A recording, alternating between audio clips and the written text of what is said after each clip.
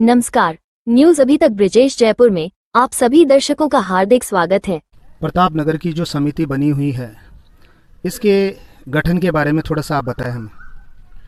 प्रताप नगर खटीक विकास समिति का गठन वर्ष 2006 में हुआ था।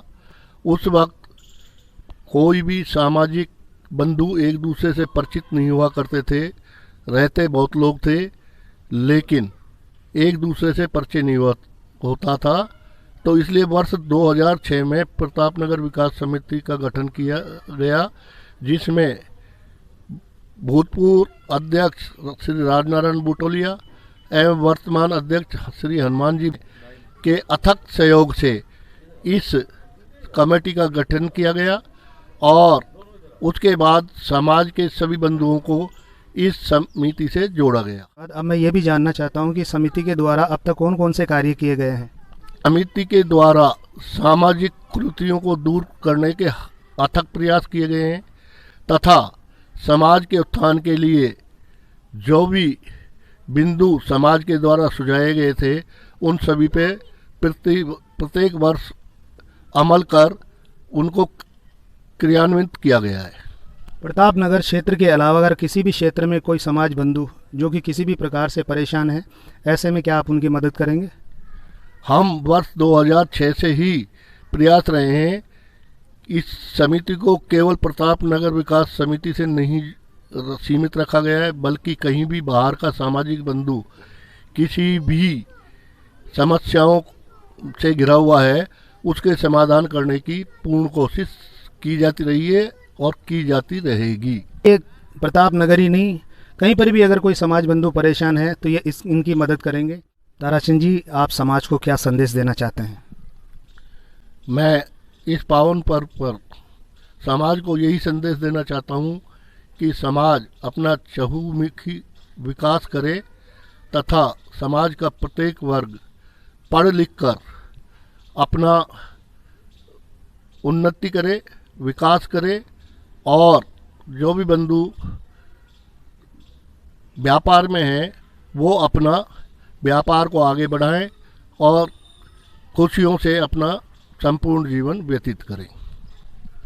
देखिए, हमें आरक्षण मिला हुआ है, आरक्षण के बल पर हम नौकरी लगते हैं, लेकिन देखा जाता है कि हम बाबा साहब के वजह से हमें आरक्षण तो मिला, लेकिन हम बाबा साहब के सिद्धांतों को भूलते जा रहे हैं।